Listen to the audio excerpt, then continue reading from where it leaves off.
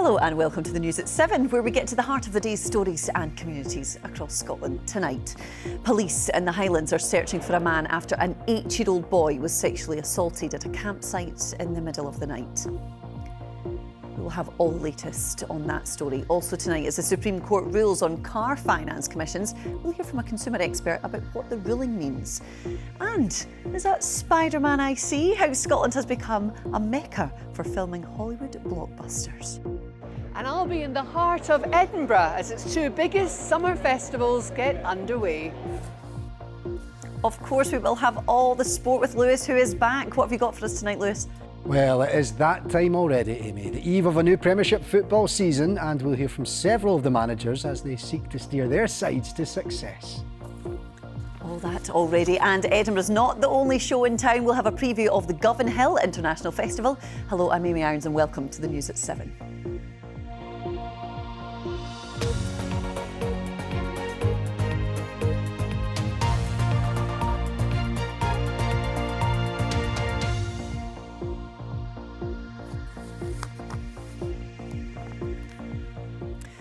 Police are hunting for a man after an 8-year-old boy was sexually assaulted at a campsite in the Highlands. The attack took place early yesterday morning while the boy was camping with his parents at a campsite near Drumnadrochit. Our reporter Chris McLennan has a story. Between midnight and 1 a.m. yesterday, an 8-year-old boy and his family on holiday here from Europe were asleep in this campsite when a man entered the boy's tent and sexually abused him. The boy's parents, who were in the adjacent tent, became aware something was wrong and saw a man leave the area. Police have launched a manhunt to trace the suspect, who is described as white, bald on top, 30 to 50 years old and around 5'10" in height. It was a sexual assault on an 8-year-old child, hugely traumatising on the child, hugely traumatising on the family, and will naturally be worrying to the community.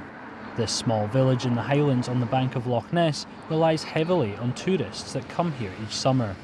We welcome visitors all the time, and we're completely shocked that something like this should happen within our village, and our sorrow that has happened. Police are keen to hear from anyone with CCTV or dashcam footage from the early hours of yesterday morning. That could help them establish whether the man they are looking for is still in the local area or already a long distance away. Tonight, this village, busy with tourists, is the centre of a major police investigation. Chris McLennan, BBC News, Drumnadrochit by Loch Ness. Now, if you've ever walked into a car showroom and bought a new or a used car, there's probably a high chance you might have made that purchase on finance. Well, today a landmark ruling at the Supreme Court means millions of motorists who thought they might get compensation due to mis-selling will not get that anytime soon. The case was prompted by the long-standing widespread industry practice for lenders to offer car dealerships variable commissions, which were often tied to the interest rates paid by the customer. In a moment, we will hear from consumer expert Martin James on what this ruling means. But first, Roy Turner from Tayport in Fife says he bought a car back in 2016, but due to a poor credit score, he paid 39% interest, meaning he paid £800 more than the car was worth back to lenders. It was a bit sickening at times because sometimes you couldn't afford to pay it, or I was off work or something like that, and you'd phone them up and they'd say, oh, there's another fee added on, and you're like that. I'm already paying £10,000 in interest over so many years. To be honest, I shouldn't really have got finance because I had very poor credit history, and I was wondering how they managed to get as much finance for me. Well, Martin James, consumer expert, is with us. Martin, thanks for your time. So this ruling was over 100 pages long. I think many legal experts will still be trying to get their head around this. Can you try and tell our viewers the headlines, essentially, what this means? Well, I'm certainly trying to get my head around it as well, Amy, but at heart, what we're saying here in today's judgment is the financial services industry has dodged a bullet in many ways. Some of the experts were predicting that it might have to pay anywhere around the £40 billion in compensation. Now, the Supreme Court in this particular test case was looking at a number of issues, and it actually didn't uphold the bulk of them. But this doesn't mean no compensation for missold car finance, because it did uphold one individual case, though that doesn't necessarily set a precedent. Now, all of this is very, very complicated jargon. What I would say is the regulator of the industry, the Financial Conduct Authority, has said that it's going to be looking at the decision over the weekend, and then it will make an announcement about whether a redress scheme will be consulted on and potentially implemented. What all of that means in plain English terms is that there are still potentially millions of people who might be entitled to compensation because of missold car finance deals. Yes, so as you say, it's not closed the door entirely. Do we have any idea, Martin, of the kind of customer or consumer who might still be in that category of maybe being able to claim compensation? Well, the whole thing is so ridiculously complicated. I think that's why so many people have been turning to claims management companies to bring complaints on their behalf. You don't need to do that, by the way. If a redress scheme is introduced, chances are it will probably be automatic. You'll be contacted, but we'll give you more details as and when that's announced. Now, the regulator, the FCA, previously banned a certain type of commission. It's all very complicated, but it's thought to affect around about 40% of all car finance loans that were sold. Now, the fact they banned this in 2021 indicates that they felt there was a problem with it. They've always said that they were going to look at potentially introducing a redress scheme for the millions of people affected, but only when the Supreme Court had issued this judgment. Now that's happened, obviously, they want to make sure that the markets are all stable, which is why they're going to give their announcement as soon as possible. So yes, that door has not shut. And I would say to anyone who feels that they weren't treated fairly, you can always make a complaint. This hinges on whether the documents that you were given when you took out car finance were clear, and if you were aware of the sheer size of commission. In the case considered today, it was 55%, which is a huge amount. So there are lots of things that could still happen. We could see more court cases, but for now, sit tight and wait for an announcement. Martin James, thank goodness there are people out there like you who understand all of this. Thank you so much for taking us through it. Appreciate your time. Now, have you heard this evening's story and maybe thought I had a similar experience, or want to give us your thoughts on the story? Our email address is popping up on your screen. There it is, news7@bbc.co.uk. Thank you so much for joining us on tonight's News at 7. We still have more to come for you in the programme, including we will hear all about the Govanhill Festival taking place over the next 10 days in Glasgow. High wind warnings are in force countrywide from Monday as Storm Florence tracks across Scotland. Find out what the details are at the end of the programme.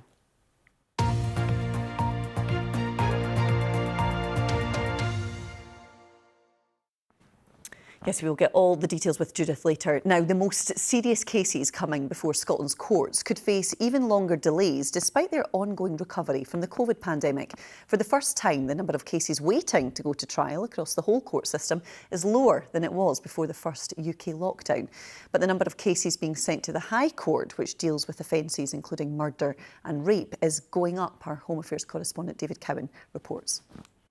In March 2020, the pandemic closed Scotland's courts and brought justice to a halt.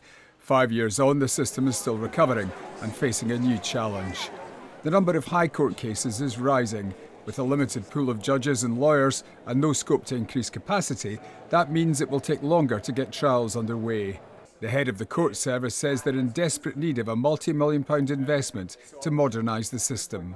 I'm very concerned about the position in the High Court. I'm acutely aware that it has a huge impact on victims, on witnesses, on the accused people that are involved in these cases, on everybody that's working in the system. If cases take longer, then there's a danger that justice isn't best served, and that's not what our ambition is. Across the courts, for the first time, the number of scheduled trials is lower than it was before COVID. But this is what's happening in the High Court, which deals with offences including murder, rape, terrorism and death by dangerous driving. Just before the pandemic, the number of trials scheduled to come here to the High Court was 390. It's now doubled to more than 800. On top of that, the number of new cases coming to the court is projected to increase by 40%. The average waiting time for a High Court trial had been falling, but it's now creeping back up.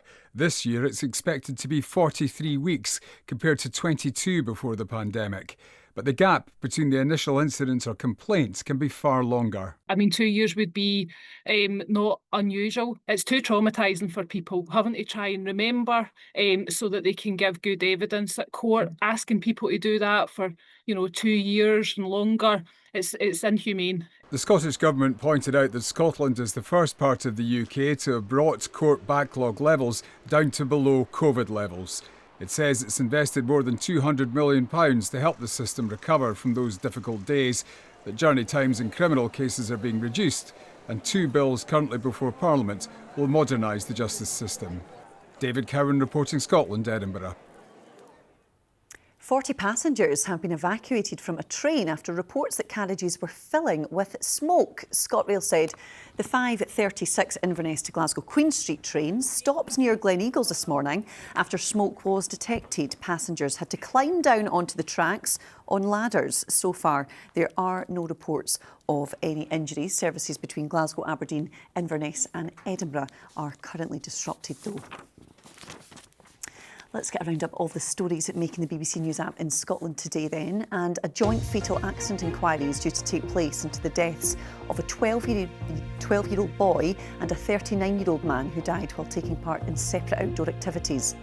Summer strikes at Glasgow Airport have been averted after a pay deal was agreed with the Unite union. Unite said it had secured a deal worth up to 11.6% for some workers. A forest in the Highlands has been awarded special European status recognising its genetic diversity of tree species. Parts of the juniper and silver birch woodland at Tree for Life's Dundregan Rewilding Centre have been classed as gene conservation units. Well, for more information on all of these stories, you can scan that QR code on your screen and it will take you right to the BBC Scotland News app. Now, web slinger Spider-Man is the latest Hollywood blockbuster franchise to choose Scotland as a filming location, hot on the heels of Indiana Jones, Batman and others. Tom Holland and Zendaya are stars of the latest film. Gillian Sharp has been trying to spot them. Hollywood comes to Glasgow, transformed over the last few days into America.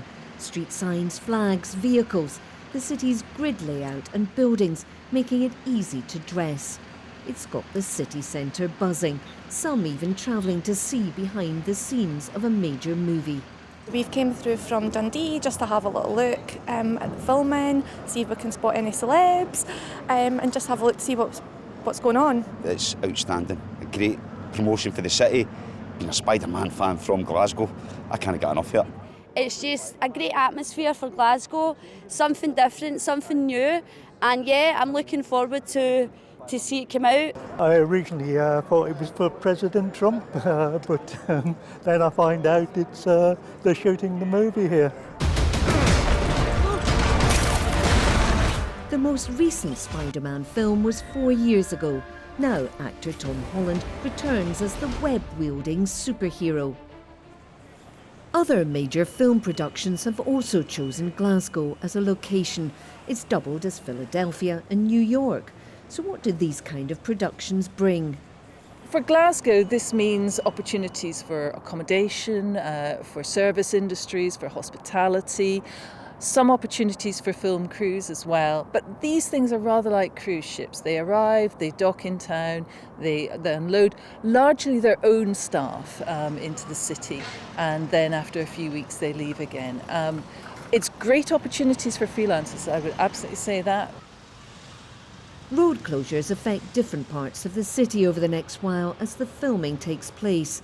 The City Council says film and broadcast brings a significant economic boost, and they work with companies to minimise the impact on the daily lives of residents and businesses.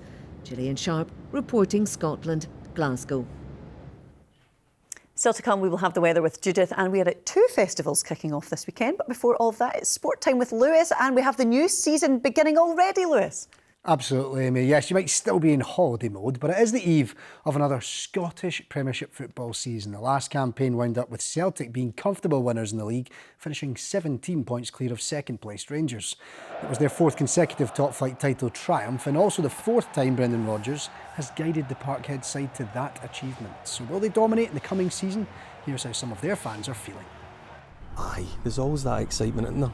It's Celtic. I just can't wait for it to start. So I'm excited for the season. I think we'll win the league this season. Champions League. Yeah. Again, champions, without a doubt. No dubiety whatsoever, no worries. Can't go wrong with Captain Cal. Just the guy's desire for everything. So I think that just stems all the way right through the core of every fan that you just expect, because we are that good. Well, Celtic's league campaign doesn't get going until Sunday afternoon when they host Stephen Robinson's St Mirren. And you can see that all the fixtures are actually quite staggered over this opening weekend. We'll get to some of the other matches shortly, but first, let's focus on the only Saturday 3 o'clock kickoff.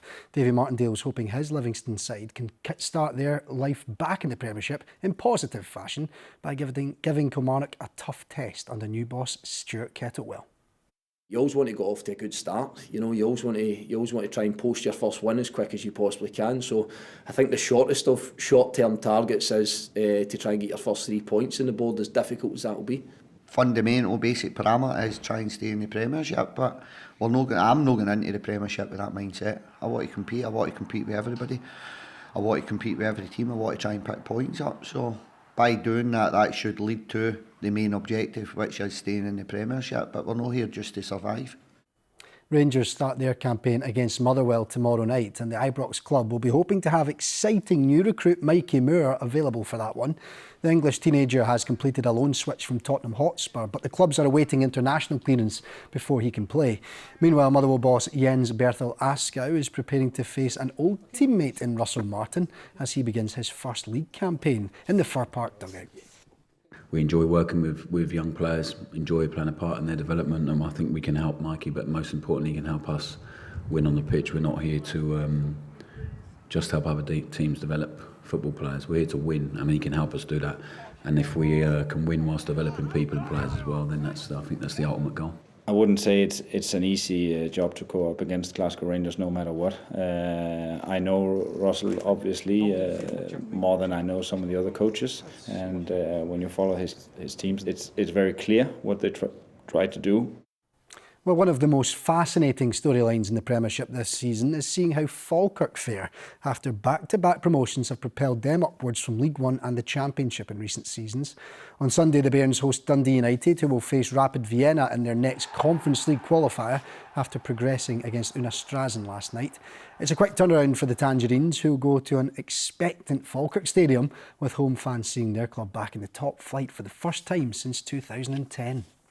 Huge, yeah, because they've no, I mean, a generation of fans who've not seen Falkirk play in the Premiership. You know, Celtic, Rangers, and Hibs and Hearts and Aberdeen, Kilmarnock's, Motherwells, all coming here, which there's a generation not seen that. They'll remember the days at Brockville with Jim Jeffries' team, and they're playing the Premiership and they're going toe to toe and they're matching them, and we want to bring that here now. And they have backed us by having 5,700 season ticket holders. They've backed us in that way. You know, we've got a few decisions to make in the build-up to the game on Sunday, but no, we'll not think about Vienna just yet. We need to go to Falkirk, another difficult away fixture, and hopefully get off to a good start in the league campaign. And there's a mouth-watering Monday night meeting between Hearts and Aberdeen at Tynecastle to finish off the opening weekend of Premiership fixtures. One man who definitely won't feature for the Dons is forward Pape Gay, who's been sold to Turkish side Kasimpasa for what the Pittodrie club describe as a significant undisclosed fee. As for Hearts, they are now managed by former Aberdeen boss Derek McInnes. Ultimately, I think going into any campaign, if we do our work right at Hearts, utilise the budget that's afforded to us, you get a bit of fortune as every team needs. We'd like to think that we can be searching and striving for European football and amongst those places. We have an imagination in our head where we want to be after 3 years, and now we're in the second season, and we're still growing and try to improve every season. Remember, there's much more to read and watch on the BBC Sports Scotland website, including a guide to the new Championship season, which begins tonight on this channel as Arbroath host Ayr United. So there we are, Amy. A full weekend of football. I'm very happy. I was going to say, the smile on your face says, I better let you go and get ready to watch the Championship kicking off very soon. Thanks, Lewis. Thanks, Amy. Now, the Edinburgh International Festival and Fringe is officially underway with thousands of shows taking place. The Fringe features almost 4,000 acts. This year, there is added pressure on the city from a number of concerts at Murrayfield, including 3 nights of Oasis. Our arts correspondent, Pauline McLean, is in the capital and joins us now. Pauline, it's getting exciting. It certainly is, Amy, and Lewis talking there about a weekend of sport. We're talking a month of culture here in Edinburgh, because these festivals, the Fringe Festival, you can maybe hear some of it drifting up from the Royal Mile below, where lots of those performers are out trying to get people to come to their shows. As you say, nearly 4,000 of them, so they've really got to fight to get people to come along. It's the great leveller. And then you've got all these other things going on as well. You've got the tattoo happening every night above us at the Castle Esplanade. You've got the International Festival, whose centre is further up there as well, and you've yet to have the Book Festival, the Film Festival, the Art Festival. There's a lot going on, but we've been out talking to some of the people who are here for the Fringe to see why they want to be here. Try and come through to the Fringe at least once a year just to try and see a few shows. Oh, I love it, honestly. We've deliberately came this way so we can get the flyers. Honestly, I collect them. All the cast and all the company are from China.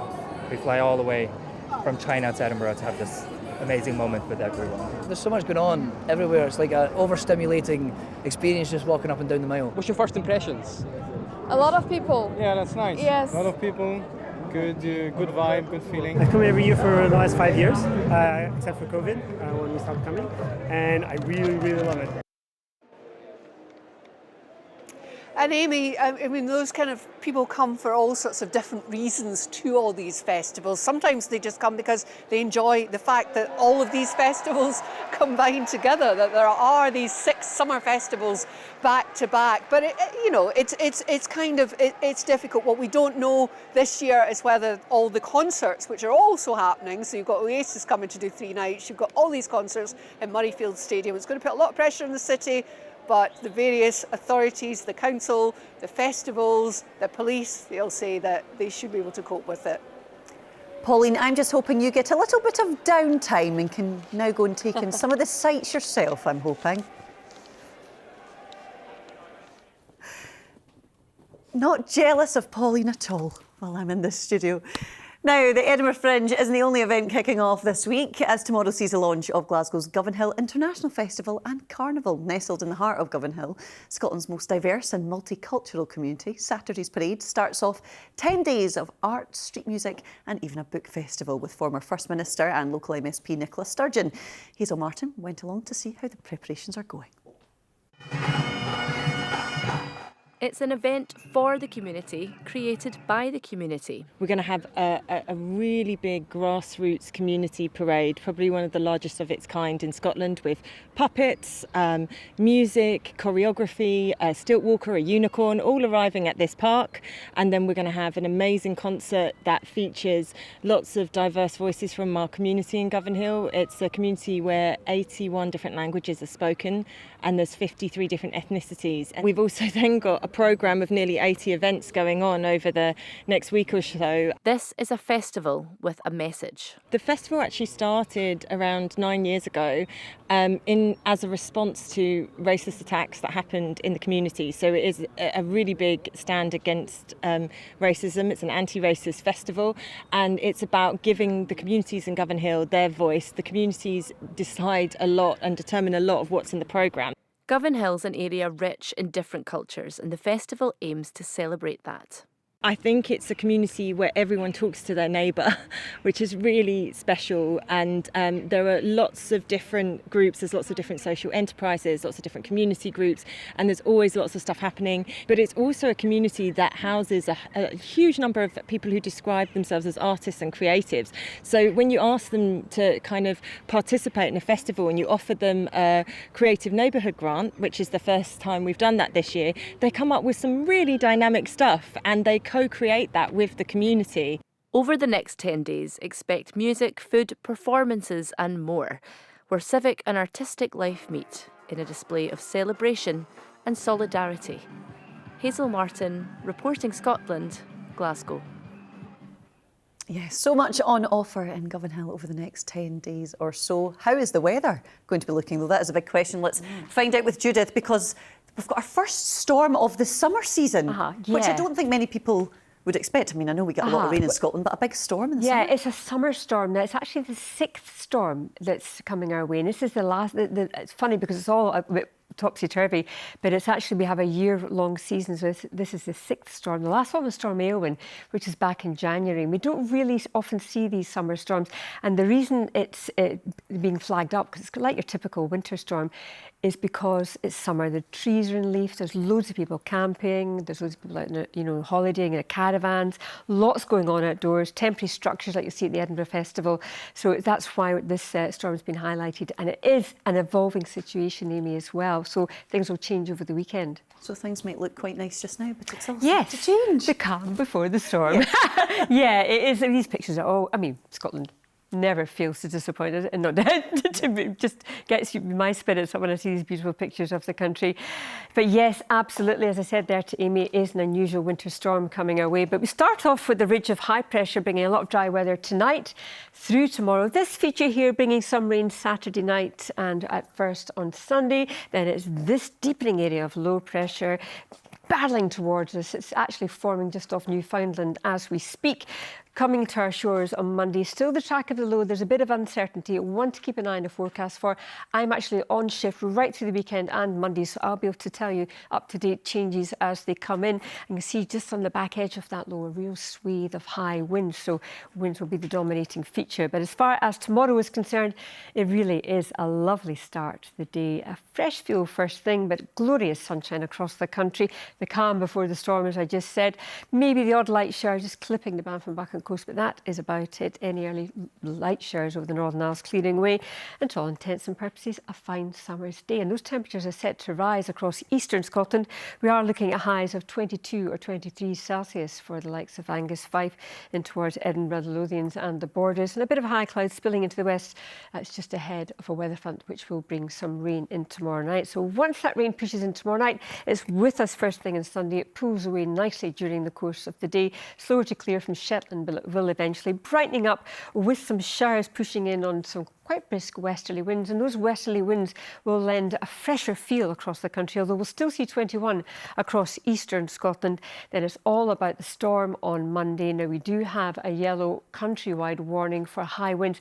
This is going to change our update as we head through the course of the weekend. And as I say, I'll keep you up to date on that. But along with those high winds countrywide, we are looking at a swathe of heavy rain as well. So some wet and very windy conditions to come initially on Monday. And I think the peak of the winds will tend to be late afternoon and early evening, and the rain eventually clearing. But it is one to keep an eye on the forecast for. Keep tuned. Yeah, it looked pretty ferocious there. All that blue sweeping across. We're staying inside on Monday, Judith. I think you should. Thanks very much. And just before I go, you never know what you might find in a rock pool. A species of jellyfish, which was thought to be extinct, has been found in South Uist in the Outer Hebrides. The jellyfish, known as D. ceathiform, has a stalk and resembles a thistle. It was found by naturalist Neil Roberts while he was on holiday on the island. Wouldn't want to know what the sting might be like. That is all from the news at 17. Thank you very much for joining us. We will see you again on Monday. The football is on the way next. Have a good weekend. Bye-bye.